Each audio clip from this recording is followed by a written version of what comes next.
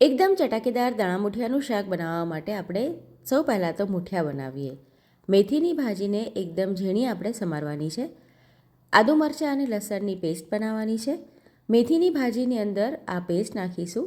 રૂટીનના મસાલા જેમ કે મીઠું, હળદર, ધાણા જીરું, થોડો ગરમ મસાલો, અજમો, મોણ માટે તેલ નાખવાનું છે. ચપટીક જેટલો ખાવાનો સોડા નાખવાનો છે.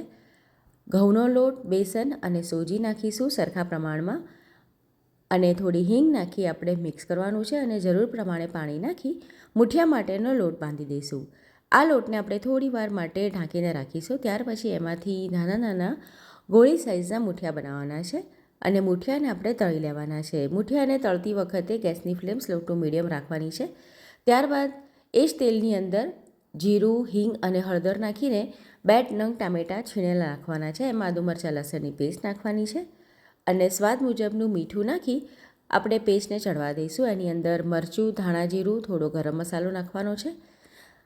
ગરમ પાણી ઉમેરી થોડું ગ્રેવી જેવું બનાવવાનું છે. એમાં વટાણા ઉમેરીશું. વટાણા ચડી જાય પછી જે તૈયાર કરેલા મૂઠિયા છે એમાંથી 2 થી 3 નંગ મૂઠિયા તોડીને નાખવાના છે અને બાકીના મૂઠિયા એની અંદર આ રીતે ઉમેરી અને 5 મિનિટ માટે એને રહેવા દઈશું. તો તૈયાર છે આપણું એકદમ ટેસ્ટી એવું દાણા મૂઠિયાનું શાક.